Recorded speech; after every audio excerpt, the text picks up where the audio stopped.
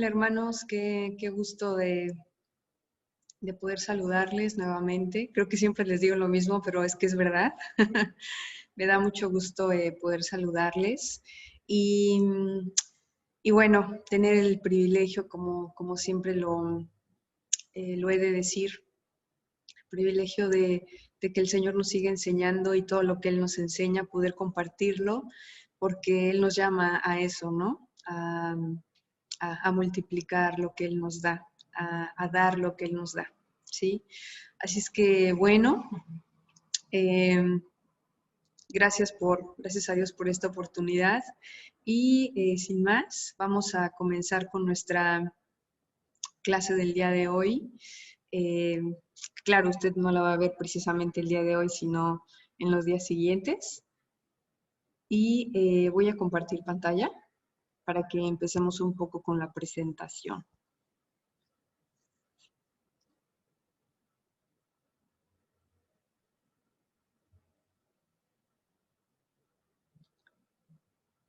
Bueno, vamos a mover esto para acá. Aquí está. Y ahora sí. Bueno, nuestra clase de hoy tiene que ver con la oración de batalla. Ajá. Y presentamos así el tema, ese es el título de este tema, y tal vez usted se imagine cualquier cosa cuando hablamos de oración de batalla por el término. Sin embargo, puse ahí una foto que desde mi punto de vista va a resumir todo lo que significa y lo vamos a ir viendo en el transcurso de la clase. Sin embargo, le quiero contar que en la historia del pueblo de Israel, en toda la historia del pueblo de Israel, si usted recuerda que cuando ellos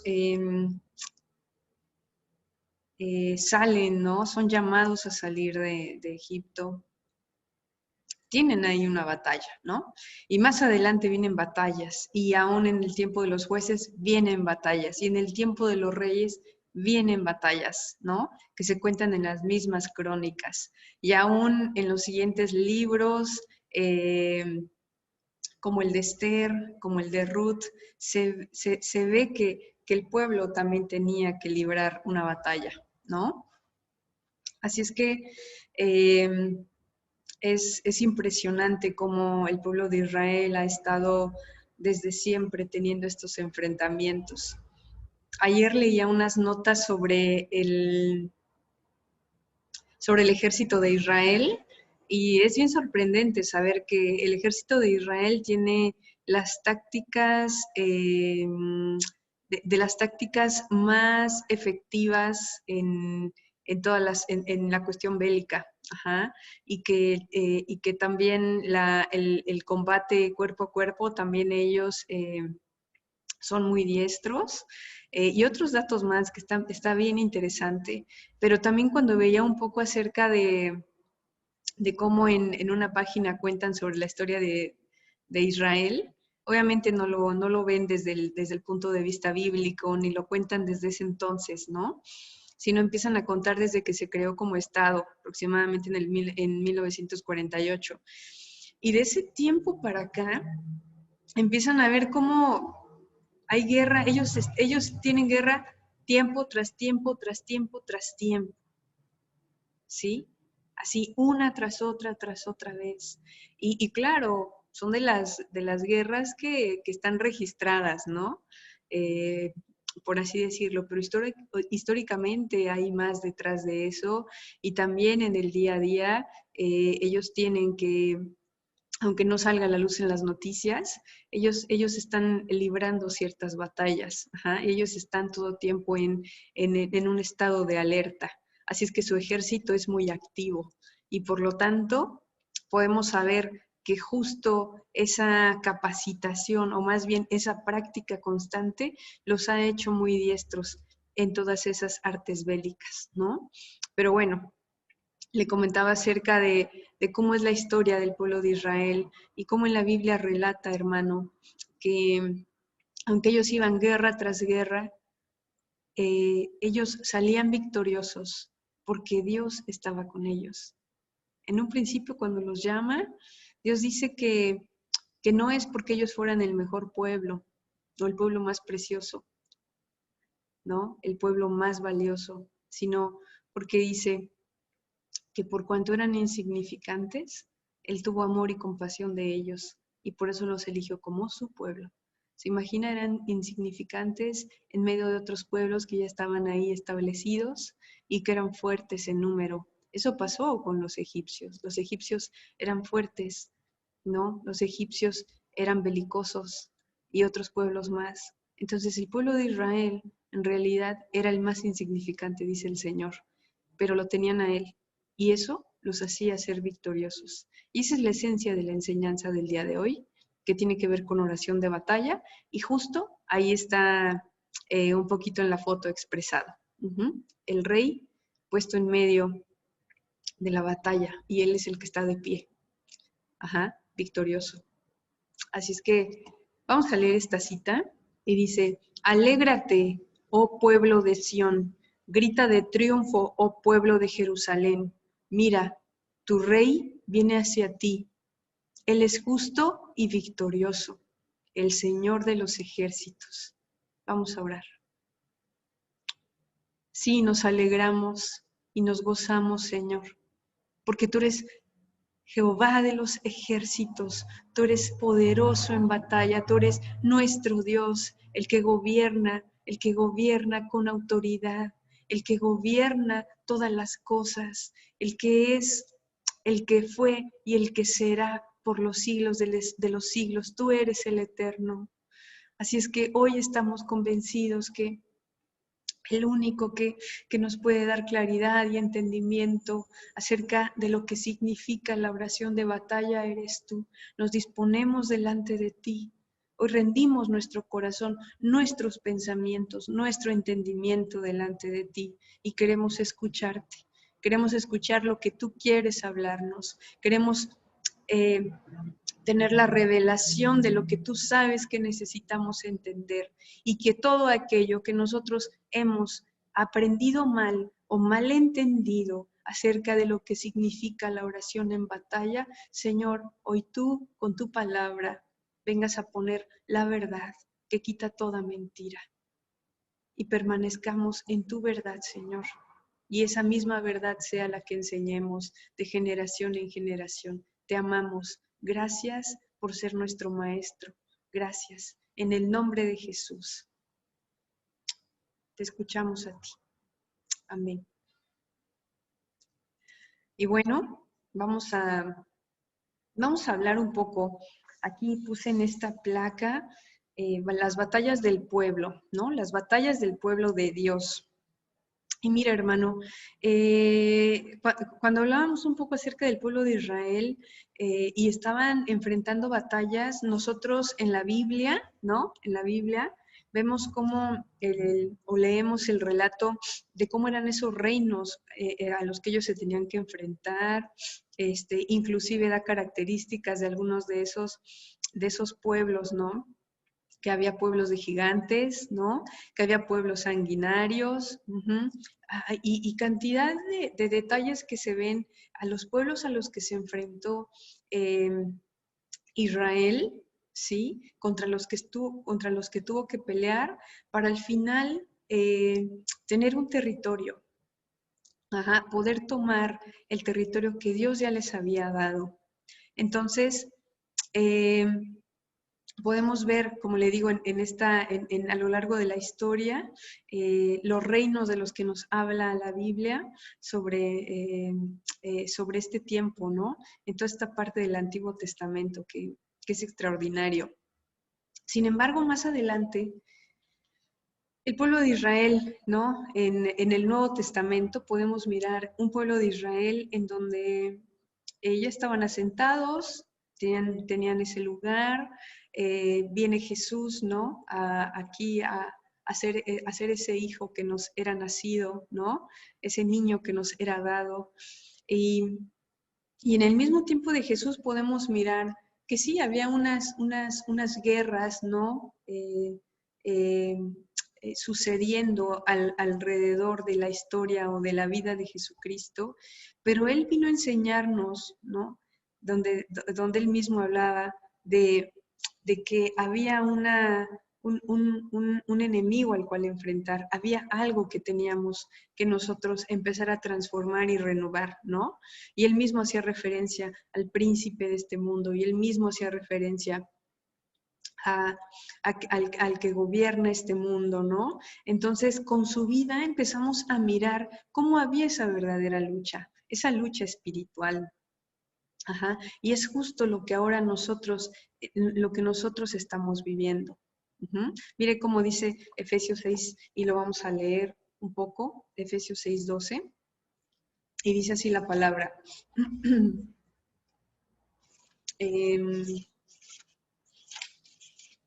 Aquí está. Voy a leer desde el 10, ¿sí? Dice, una palabra final, sean fuertes en el Señor y en su gran poder. Pónganse toda la armadura de Dios para poder mantenerse firmes contra todas las estrategias del diablo. Pues no luchamos contra enemigos de carne y hueso, sino contra gobernadores malignos y autoridades del mundo invisible, contra fuerzas poderosas de este mundo tenebroso y contra espíritus malignos de los lugares celestiales. Y hacemos referencia a esto, hermano, porque aunque ya lo habíamos visto en la clase, en la última clase en la que nos vimos, ¿se acuerda? Que hablábamos del guardia de oración, porque esto es un cimiento en nuestra vida como cristianos, que siempre debemos de tener en cuenta que nuestra lucha dice no es contra carne ni sangre, sino dice contra principados, contra huestes, y aquí habla de un mundo espiritual, el mundo del maligno, ¿no? Dice la palabra. Entonces, debemos de tener siempre ese entendimiento, porque a veces nos encontramos luchando contra las personas sin llegar a entender toda la cuestión espiritual, y a veces nosotros no podemos ganar esa batalla porque no estamos siendo entendidos ni estamos yendo a la raíz de la situación. Entonces, que esto sea siempre algo con lo que el Señor nos ayude a que sea renovado nuestro entendimiento, ¿no? A que sea renovado nuestro entendimiento, así sea en el nombre del Señor, que nuestro entendimiento se renueve, ¿no? Yo misma todos los días le pido al Señor, yo misma le digo, Señor, ayúdame, ¿no? A entender qué hay detrás de esto, ¿sí? Que yo estoy viendo, qué es lo que yo no veo, y que haya ese entendimiento para poder dar en el blanco, ¿sí? Ese discernimiento espiritual. Entonces, tenemos que partir siempre de eso, ¿sí? En la Biblia nos habla de que el pueblo de Israel batalló, ¿sí? Contra ciertos enemigos, pero actualmente en nuestro tiempo tenemos a un enemigo y a un adversario, ¿sí? Lo debemos de tener claro y debemos de saber cómo se libra esa batalla, ¿sí? Debemos de saber cómo nosotros podemos ponernos en la brecha, cómo nosotros podemos tener influencia en esa área, ¿sí? En ese espacio, ¿ok? Bueno, y también en Hechos 26:18, que lo quiero leer, dice así, antes de pasar al siguiente punto, que espero que haya quedado claro. Hechos 26:18 dice, para que les abras los ojos a fin de que pasen de la oscuridad a la luz y del poder de Satanás a Dios. Entonces recibirán el perdón de sus pecados y se les dará un lugar entre el pueblo de Dios, el cual es apartado por la fe en mí. Y entonces aquí podemos ver dos reinos, ¿sí? Dice el reino de las tinieblas, está hablando del reino de las tinieblas, dice en el que antes nosotros pertenecíamos y por la sangre de Cristo, ¿no? Por la sangre de Cristo, por la salvación, nosotros hemos sido trasladados al reino del Hijo, al reino de Dios, ¿sí? Y por lo tanto, al pasarnos de este lado a este otro, tenemos claro muy bien quién es nuestro adversario, ¿sí? Tenemos claro quién es nuestro adversario. Y que obviamente al nosotros estar de este lado, ¿sí? El adversario no está contento. El adversario no, como dice la palabra, no, él anda siempre como león rugiente. Uh-huh. Él no duda. Si él tiene la oportunidad de, eh, de hacer algo, de atacar, de hacer cualquier cosa, él la hace. No pierde ninguna oportunidad, ¿no? Por eso dice que también en la palabra que no ignoremos las maquinaciones del enemigo, que es muy diferente a estar viendo al enemigo en todas partes. ¿Me explico? Y eso lo vamos a ver más adelante. Dice, no ignoren las maquinaciones del enemigo. Uh-huh. Así es que esto debemos de tener claro, que hay un adversario, es verdad, y cómo es que se lleva a cabo esta batalla, que es espiritual, ¿sí? Que es una batalla espiritual, uh-huh, entre dos reinos, ya lo dijimos, ¿sí? Y entonces es importante que lo tengamos, porque entonces sabemos que no luchamos contra las personas, ajá, no luchamos contra las personas. Usted no está luchando contra su esposo, contra su esposa, contra sus hijos. Bajo ese entendimiento, nosotros vamos a poder dar en el blanco, ¿sí? Que Dios nos guíe, que Dios nos ayude. Uh-huh. Bueno, estaba la verdad que bien, bien convencida de que esto es algo que debe de permanecer en nosotros como un cimiento de crecimiento espiritual. Uh-huh. Y también otra cosa muy importante. Hace un momento les decía que no estamos luchando contra tal persona, contra mi jefe, contra mi vecino, contra, ajá, sino con esa influencia espiritual que se está moviendo sobre esa persona. Ajá. Y sabe que muchas veces también estamos peleando con nosotros mismos. La Biblia dice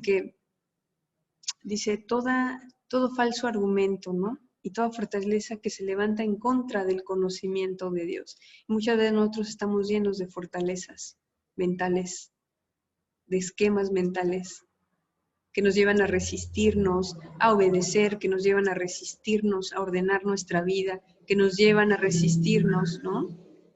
A mirarnos como Dios nos mira, a tener una identidad de hijos y tantas cosas más, ¿no? Que ha sido una obra del enemigo en nuestra vida durante mucho tiempo. Entonces, eso también debemos de tener entendimiento. Uh-huh. Que nosotros no decimos oración de batalla solamente porque vemos contra quién hay que batallar allá afuera, como viendo los que nos atacan, ¿no? Sino también lo que tenemos aquí o lo que tenemos aquí. Ajá. Y que también tenemos que orar. ¿Para qué? Para que todo ese territorio, para que todo esto sea completamente del Señor, le pertenezca completamente al Señor, sea su reinado y su autoridad. Ajá. Bueno, vamos al siguiente punto. Y respecto a la oración de batalla, quiero contar algo que recién viví estando aquí. El fin de semana pasado me invitaron a una reunión de oración. Dije, vamos, con una persona que recién conocí, quien me está hospedando en su casa. Entonces, fui con ella y fuimos a la reunión de oración. Y bueno, ya personas grandes, ¿no? Señoras que están compartiendo sus experiencias, sus sucesos, todo esto. Y de repente dicen, bueno, vamos a orar. Ajá. Y empiezan a orar. La mayoría de ellas empiezan a orar de una forma que tal vez uno no está familiarizado con eso, ¿no? Pero empiezan a orar reprendiendo, ¿no? Hablándole al enemigo, eh, reprendiéndolo, sí, echando fuera. Entonces, a mí la oración me dejó pensando, ¿no? Y es verdad que a veces cuando nosotros creemos en la oración de batalla, nosotros pensamos, es en contra del diablo, ¿no? Sí, pero es como si yo me viera en contra de él. Yo estoy en contra de él, yo estoy en contra de él, y yo lo reprendo, y yo le digo, y todo el tiempo nos la pasamos más hablando del adversario o hablando con el adversario, y debemos de tener mucho cuidado, porque nuestra oración no tiene que ser dirigida a él. Tenemos que tener cuidado con eso. Nosotros no podemos estar hablando con aquel, ¿sí? Porque entonces estamos entrando en un terreno escabroso, porque estamos invocando. ¿Me explico? Debemos de tener mucho cuidado, y más adelante vamos a ver esto respecto a la experiencia que viví en ese día, y ahora les cuento. Ajá. Y porque este punto que vamos a mirar es atributos de Dios en batalla. Estos son los principios que tenemos que vivir. Ajá. No la oración de batalla que muchas veces imaginamos que es, soy yo en contra del enemigo y entonces yo lo reprendo y yo lo echo fuera y yo le digo y yo le hablo y yo... Si es que habíamos tenido ese entendimiento hasta ahora, que el Señor nos renueve, ¿sí? Que el Señor nos renueve. Que Él haga que caigan las escamas para que veamos con claridad. Amén. Esto es un principio importante para la oración de batalla. Conocer los atributos de Dios. Ajá. Mira qué hermoso dice en Éxodo 15. Dice, Jehová es varón de guerra. Jehová es su nombre. Echó en el mar los carros de Faraón y su ejército. Y sus capitanes escogidos fueron hundidos en el mar rojo. Los abismos los cubrieron, descendieron a las profundidades como piedra. Tu diestra, oh Jehová, ha sido magnificada en poder. Tu diestra, oh Jehová, ha quebrantado al enemigo. Y en Zacarías dice, grita de triunfo, oh pueblo de Jerusalén, mira, tu rey viene hacia ti, él es justo y victorioso. El Señor de los ejércitos celestiales protegerá a su pueblo, quien derrotará a sus enemigos lanzándoles grandes piedras. Y entonces aquí quiero que nos detengamos. Porque a veces podemos caer en el creer que yo soy el que está batallando. Ajá. Entonces pienso en mis recursos. Me hace falta conocer a Dios, ¿sí? Me hace falta conocer a Dios.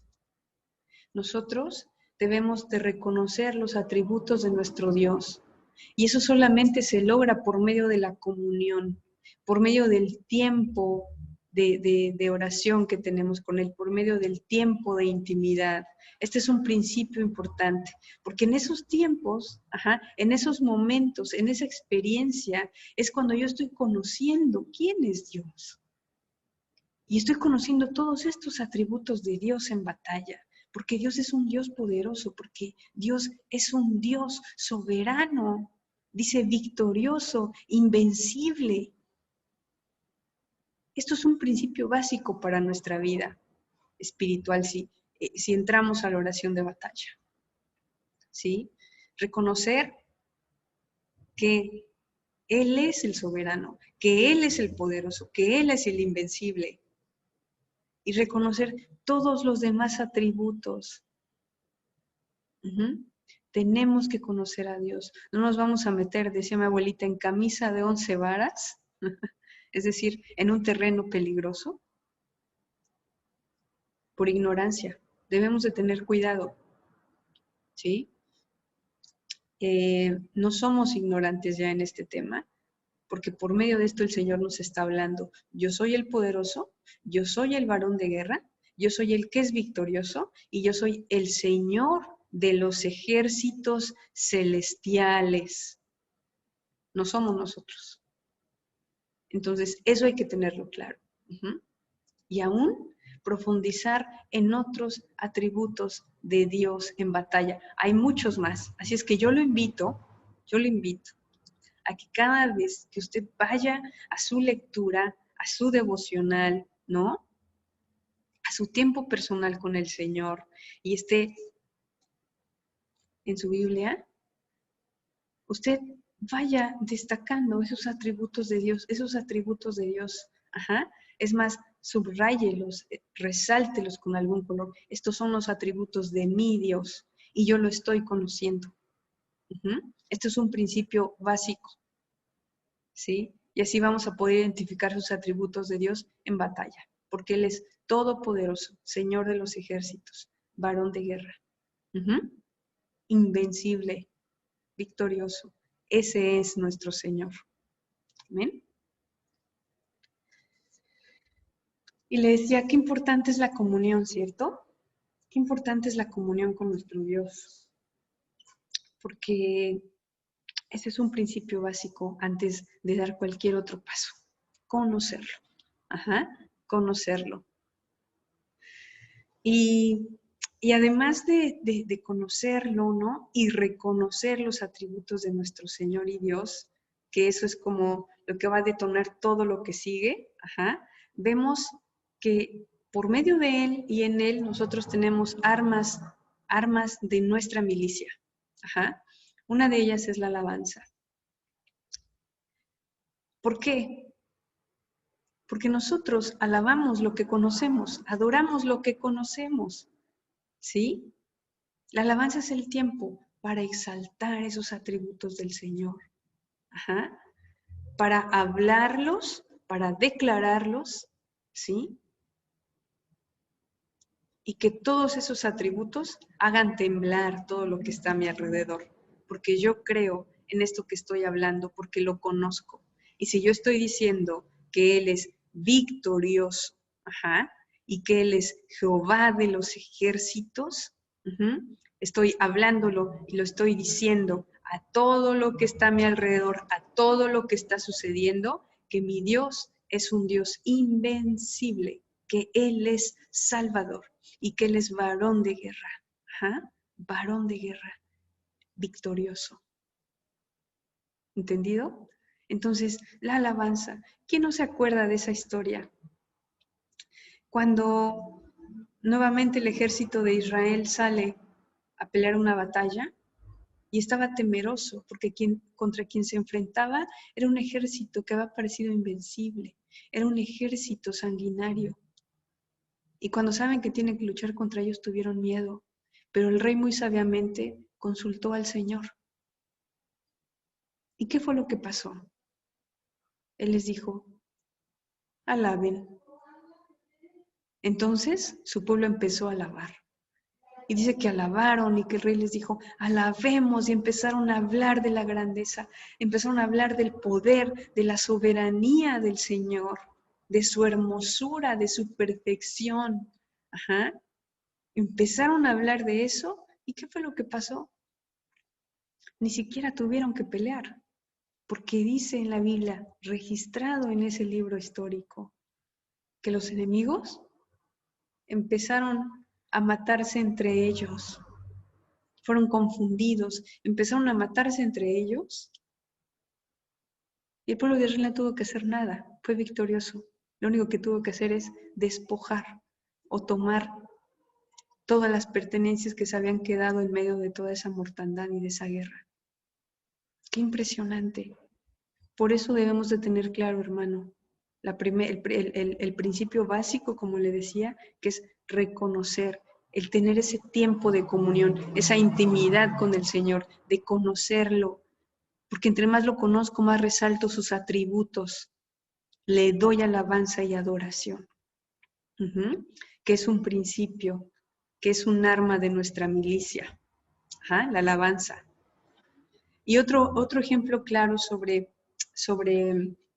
esa arma de nuestra milicia está en Isaías 30, del 29 al 32, y dice así: sin embargo, el pueblo de Dios entonará una canción de alegría como los cantos de los festivales sagrados. Estarán llenos de alegría como cuando un flautista dirige a un grupo de peregrinos a Jerusalén. El Señor Hará oír su voz majestuosa y demostrará la fuerza de su brazo. Dice, y cuando el Señor los golpee con su vara de castigo, su pueblo celebrará con arpas y panderetas. Él levantará su brazo poderoso y peleará contra los asirios. Y en la versión de Palabra de Dios para Todos, que es una versión que igual me gusta como dice que, y cada golpe de la vara justiciera del Señor será con panderos y con alabanza. Cada golpe de la vara justiciera. Ajá. Cosas suceden cuando nosotros alabamos. Ese es un principio. Tal vez más adelante usted va a saber más profundamente acerca de este tema de la alabanza, pero es un arma de nuestra milicia. Es un arma de nuestra milicia, ¿sí? Y como le decía, el cimiento es el conocimiento de nuestro Dios. Es lo que detona todo. La intimidad con Él, la comunión, insustituible. Muy bien. Después de eso, la palabra. ¿Qué otra arma de nuestra milicia tenemos? La palabra. En Apocalipsis 19:15 nos deja muy claro acerca de la palabra. Yo sé que en Efesios 6, y ahora lo voy a leer, dice, una vez que habíamos comentado de que no luchamos contra enemigos de carne y hueso, sino contra gobernantes malignos y autoridades del mundo invisible, dice, por lo tanto, pónganse todas las piezas de la armadura de Dios para poder resistir al enemigo en el tiempo del mal. Así, después de la batalla, todavía seguirán de pie firmes. Defiendan su posición poniéndose el cinturón de la verdad y la coraza de justicia, el calzado de la paz que proviene de la buena noticia, el escudo de la fe, la salvación como casco, y tomen la espada del Espíritu, la cual es la palabra de Dios. Y aquí en Efesios nos habla de manera general de esas armas de nuestra milicia, de la armadura, ¿no? También, de la armadura, de la cobertura y del arma que tenemos. Pero en Apocalipsis 19:15, y se lo voy a leer, dice así, de su boca salía una espada afilada para derribar a las naciones. Y esto confirma y amplía mucho más ese concepto. Dice, de su boca salía una espada afilada para derribar a las naciones. Él las gobernará con vara de hierro y desatará el furor de la ira. Habla de una espada que sale de su boca. Dice, ¿para qué? ¿Y una espada para qué sirve? Una espada sirve para cortar, una espada sirve, ¿no? También para amedrentar, ¿no? Al que está en oposición, ¿no? Al que está oponiéndose a mi adversario, ¿sí? La espada sirve para ahuyentarlo, la espada sirve para herir, la espada sirve para cantidad de cosas, ¿no? Pero dice que tenemos como arma de nuestra milicia la palabra y no podemos olvidarlo. Amén. Así es que tenemos la palabra, es nuestra espada. ¿Y cómo es? No solamente cargándola, hermano. Cada vez que yo la leo y tengo citas que Dios me revela, que quedan grabadas en mi corazón, es importante que yo ore con la palabra. No con mis palabras. ¿Mis palabras qué? Mis palabras son humanas. Mis palabras no tienen ningún efecto. Pero la palabra que sale de la boca es como una espada. Es como una espada. Ya lo leímos en Apocalipsis. Entonces, ¿qué tengo que hacer? Orar con la palabra. Ese es un arma de nuestra milicia. Mi oración con la palabra. Amén. Mi oración con la palabra. No se puede olvidar de eso. Más adelante le voy a dar un recurso y le voy a comentar ahora. Cada vez que usted esté enfrentando una dificultad, a veces nosotros oramos como nosotros creemos, Señor, sí, oro por esto, por esto, por esto, por lo que yo creo que se tiene que orar. Pero yo le tengo que preguntar al Señor, Dios, en medio de esto que está pasando, en mi vida, en mi familia, en mi trabajo, en lo que sea, ¿cómo quieres que ore? Y a lo mejor el Señor le va a dar una cita. Con esa cita, con esa palabra, usted tiene que orar. Es la espada que sale de su boca. Y Él es vencedor. Entonces, tenemos que orar con la palabra, ¿sí? Bueno, por eso lo importante, además de tener comunión con el Señor, de tener mis tiempos de oración con Él, mis tiempos de intimidad con Él, son tiempos de lectura profunda de la palabra, ¿sí? No podemos olvidar eso. La siguiente arma de nuestra milicia, la fe. ¿Por qué? Y todo está relacionado. Entre más conozco a mi Señor, ¿sí? Entre más conozco a mi Señor, entre más sé quién es Él, entre más sé cómo hace las cosas, se va desarrollando una fe en mí, que me hace exaltarlo y que me hace permanecer firme, y dar los pasos que se necesitan. Cuando uno está en un terreno enemigo, por así decirlo, o peleando una batalla, ¿no? A veces lo hemos visto en las películas, ¿no? Los que más van avanzando hacia adelante, ¿no? Los que más van ganando terreno son los que están siendo victoriosos. Tienen que ir hacia adelante, tienen que ir hacia adelante. Si retroceden, ya, perdieron, ¿no? Incluso una de las estrategias para salvar su vida cuando están perdiendo es retirada, ¿no? O huyan, sálvese quien pueda. Pero la fe, dice, el justo vivirá por la fe. El justo caminará por fe.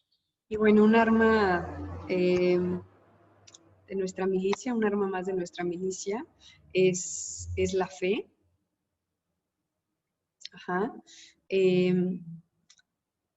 Y bueno, la fe, hermano, nosotros ya sé que de memoria generalmente nos decimos, la fe es la certeza de lo que se espera, ¿no?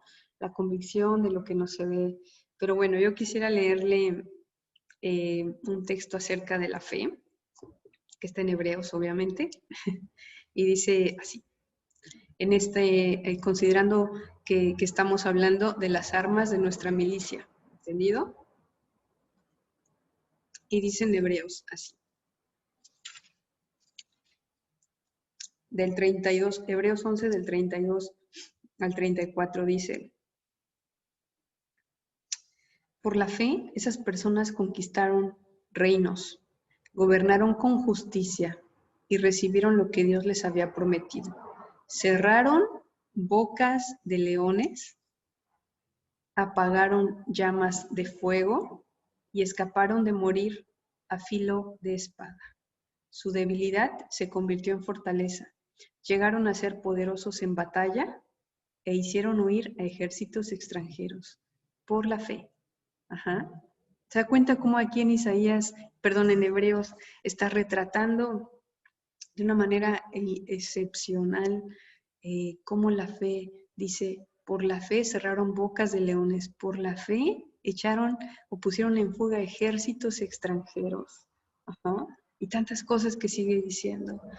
Y es que la fe también es un principio importante en nuestra vida como cristianos, ¿sí?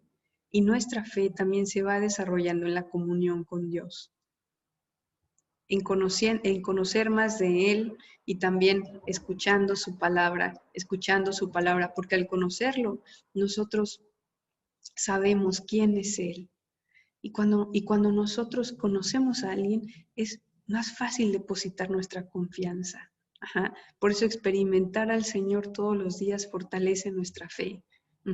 Escuchar de Él también o saber de Él por medio de su palabra fortalece nuestra fe. Por eso dice que por la fe fue hecho. Por la fe fue hecho. ¿Por qué? Porque también dice que como Moisés, dice, se sostuvo como viendo al invisible. Es decir, va a haber situaciones complicadas, va a haber cosas a las que nos vamos a enfrentar, Pero si nosotros tenemos claro quién es nuestro Dios, qué nos ha dicho respecto a esto, vamos a ir hacia adelante. Vamos a ir hacia adelante. Ajá. Dice que andamos por fe y no por vista. ¿Por qué es necesario andar por fe? Ajá. Andar es avanzar, es ir. Cuando nosotros vemos en las películas, ¿no? Que hay guerras o lo que sea, pues nosotros podemos ver que generalmente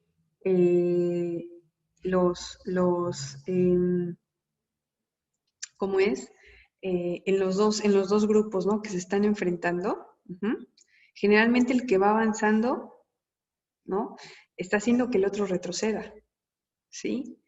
Y al final, ¿no? También como una medida de salvar su vida, ¿cuántas veces cuando el ejército no está derrotado, ¿no? Dicen retirada, ¿no? Retirada. Porque la retirada es vámonos para atrás, ¿sí?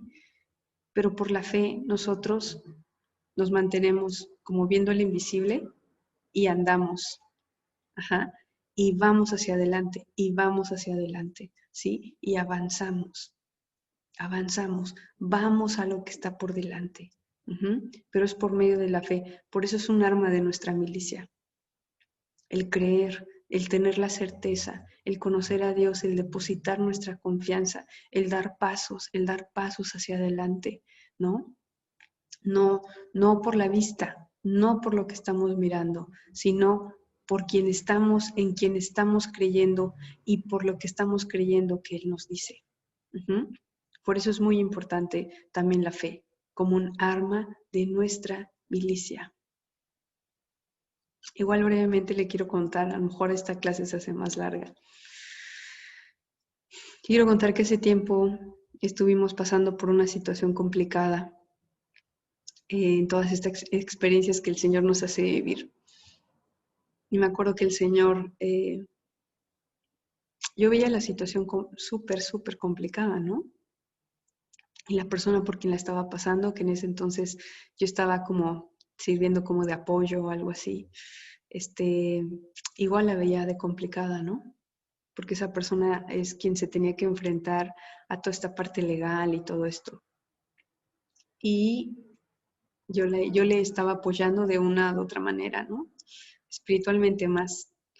Entonces, cada vez que le preguntaba al Señor cómo orar, Él nos daba una palabra, Él nos daba una certeza o una promesa y orábamos con esa palabra y después veíamos cómo cada cosa que Dios iba diciendo que iba a pasar, pasaba.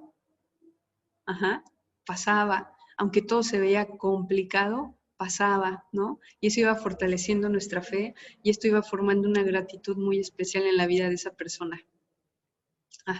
Así es que estoy muy agradecida de haber pasado por esa experiencia, de haber vivido esa experiencia con esta persona, porque me enseñó muchas cosas el Señor por medio de este suceso.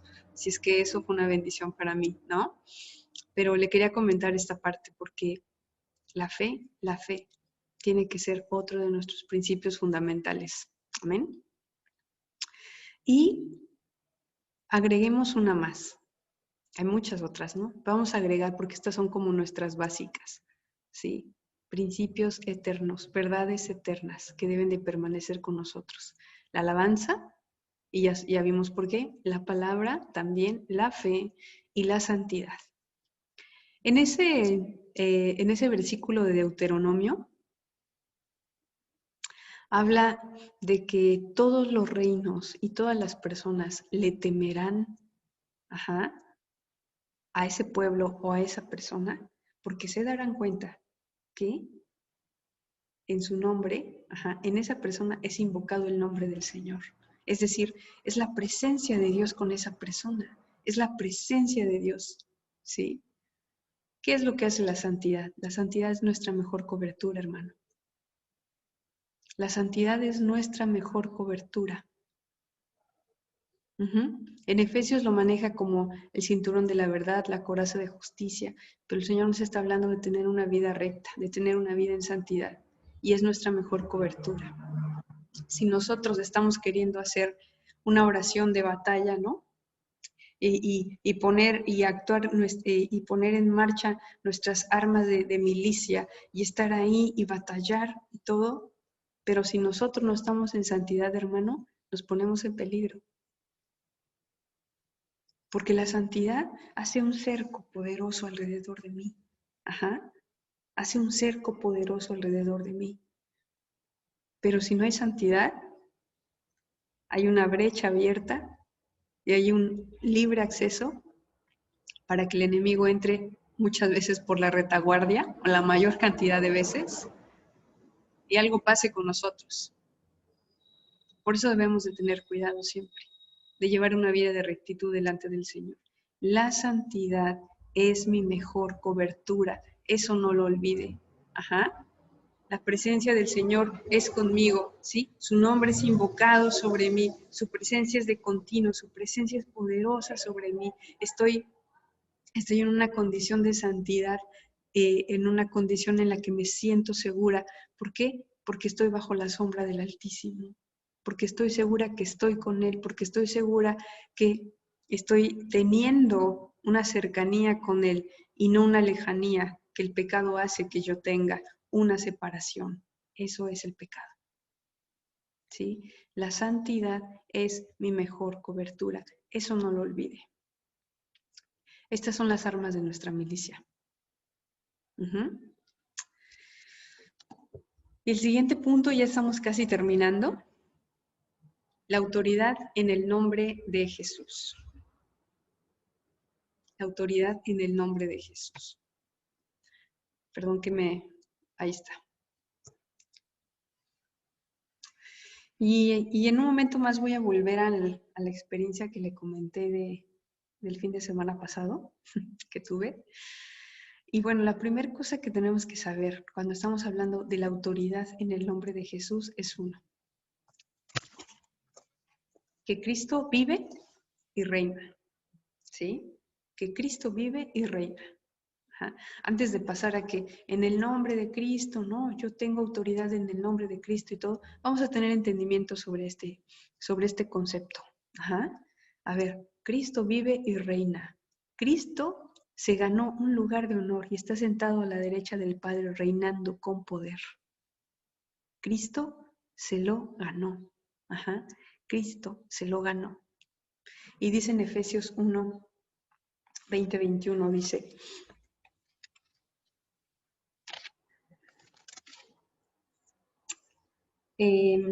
ahora Cristo está muy por encima de todo, sean gobernantes o autoridades, o poderes o dominios, o cualquier otra cosa, no solo en este mundo, sino también en el mundo que vendrá.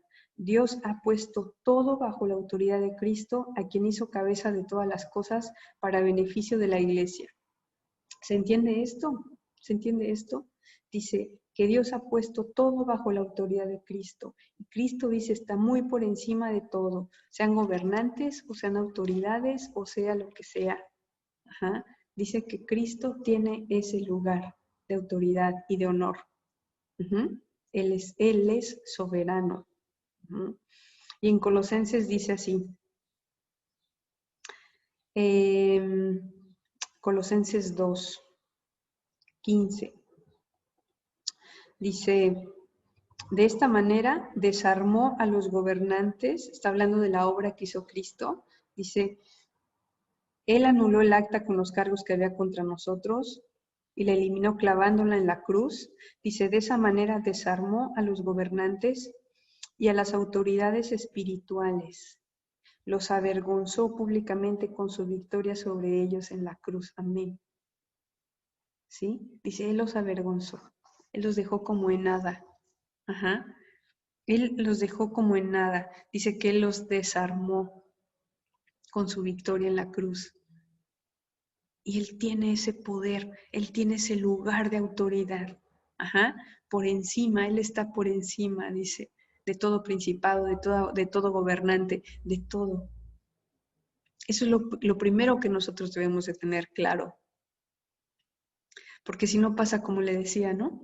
Con la experiencia que viví en días pasados.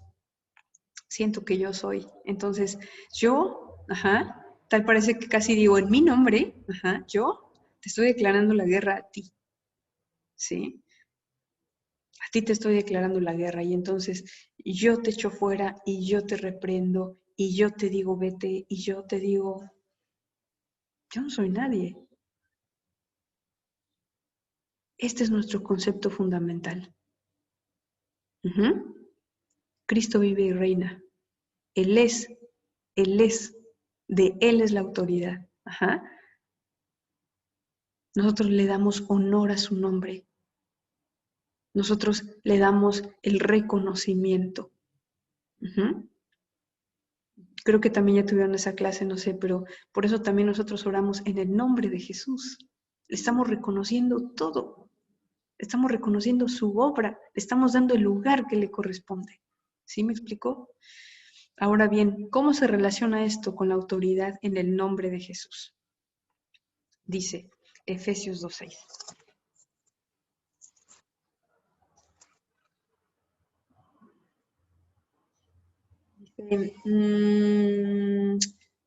Pues nos levantó de los muertos junto con Cristo y nos sentó con Él en los lugares celestiales porque estamos unidos a Cristo.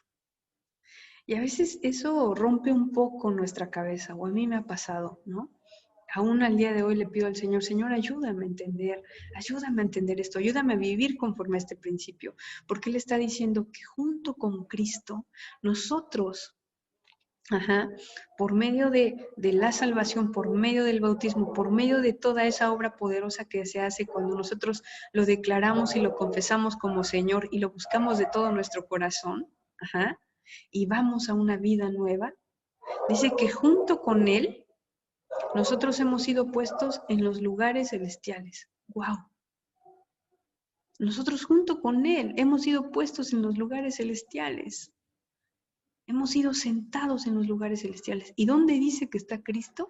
Dice que Cristo está encima, por encima de todo principado, de todo gobernante, de toda esa autoridad de maldad, de todo ello. Y Cristo está encima, hermano. Y si nosotros estamos sentados, dice aquí, con Él en los lugares celestiales, pero aquí, ojo, porque estamos unidos a Cristo. Por eso el punto dice, unidos a Cristo, honor y responsabilidad. Porque dice que su espíritu se une a nuestro espíritu para que nosotros podamos clamar o para que podamos ser como adoptados, podemos clamar Abba Padre, podemos decir papito al Señor, podemos decir Padre.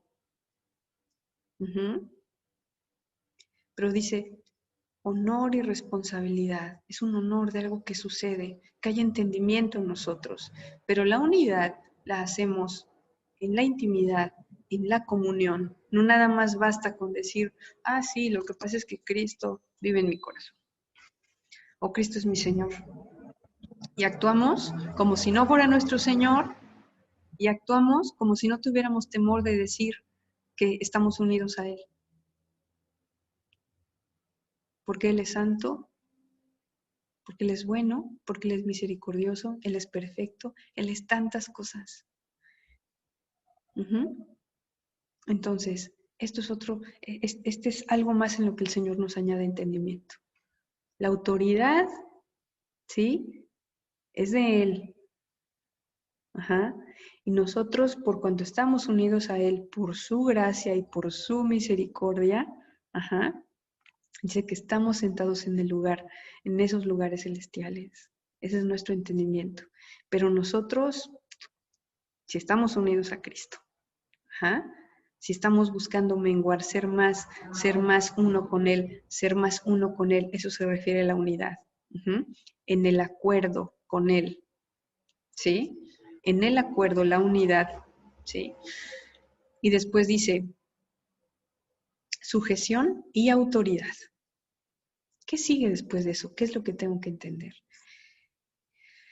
En Lucas 10, no lo vamos a leer por cuestión de tiempo, pero en Lucas 10, del 17 al 20, dice, habla de la historia de cuando Cristo llama a los 70, ¿no? Y dice que les da la autoridad Dice, y que les daba esa autoridad para expulsar demonios, para sanar enfermos, para tantas cosas más, ¿no?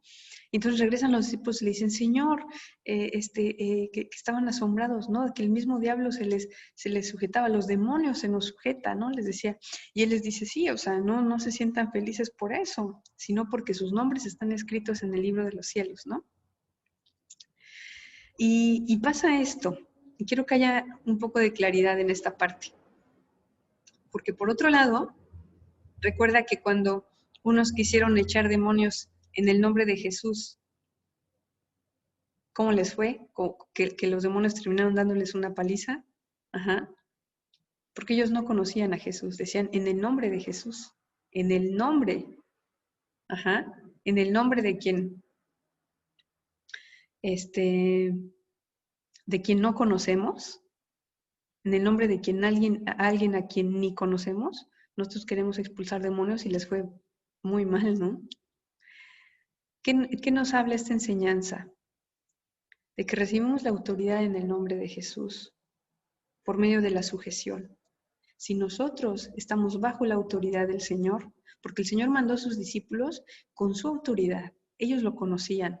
Ajá, los discípulos conocían a Jesús, estaban sujetos a la autoridad de Jesús, fueron en obediencia a hacer lo que Jesús les pidió y cosas maravillosas sucedieron. Por eso, antes de pensar en yo tengo autoridad en el nombre de Jesús, yo tengo que saber, ¿estoy bajo la autoridad de Jesús? Porque tal vez por eso nos va mal, hermano, porque queremos decir, yo tengo la autoridad en el nombre de Jesús y nos va mal. Así es que mi sujeción bajo la autoridad de Jesús me permite tener la autoridad que Él me delega para poder ir en su nombre. ¿Me explico? Eso es lo que tenemos que entender. ¿Amén? Bueno, yo sé que hay más cosas que hablar, pero siento que ahora sí el tiempo se me está yendo. Lo siguiente.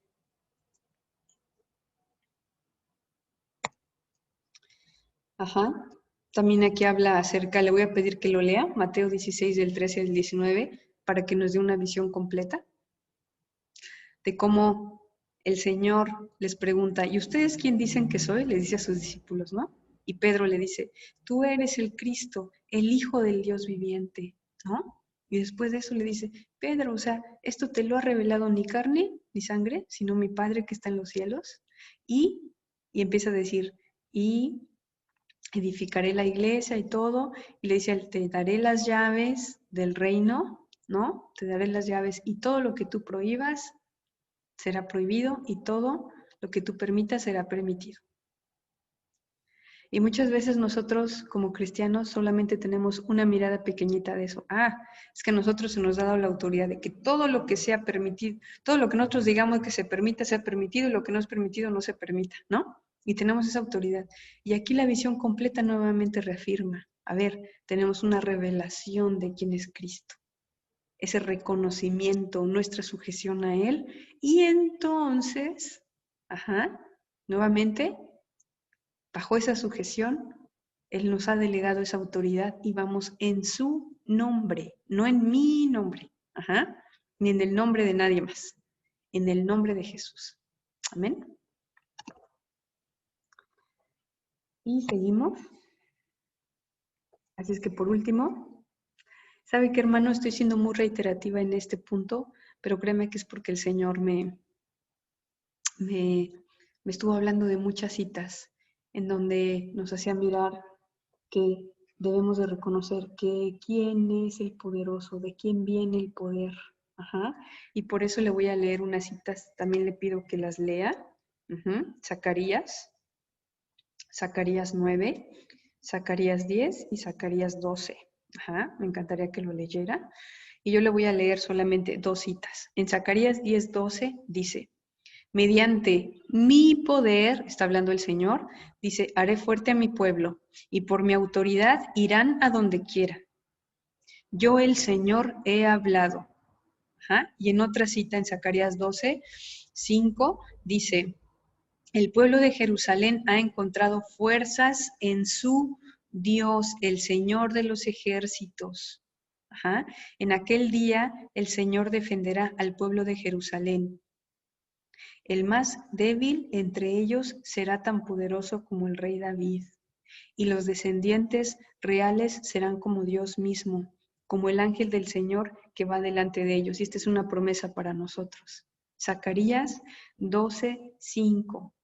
Dice que el más débil entre ellos será tan poderoso como el rey David. ¿Pero por qué?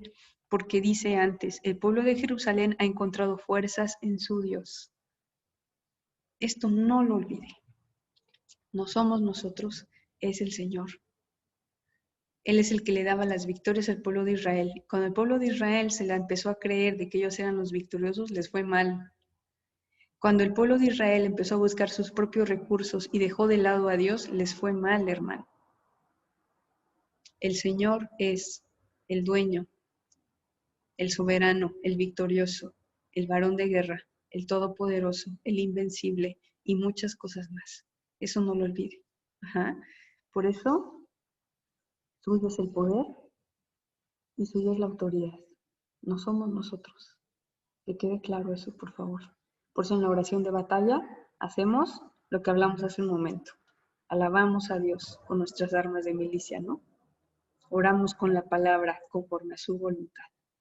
Tenemos fe para ir hacia adelante. Y cuidamos de tener una vida en santidad. Amén. Tarea práctica para la próxima vez que nos veamos. En un tiempo de oración, respecto a lo que sea, que usted esté pasando alguna dificultad, pregúntele al Señor cómo tiene que orar por esa situación. Y tenga una cita bíblica. Que esa va a ser su guía. Amén. Y nos vemos el domingo. Les mando un abrazo muy grande. Que Dios les bendiga. Gracias por este tiempo. Gracias al Señor por este tiempo. Y bueno, un abrazo.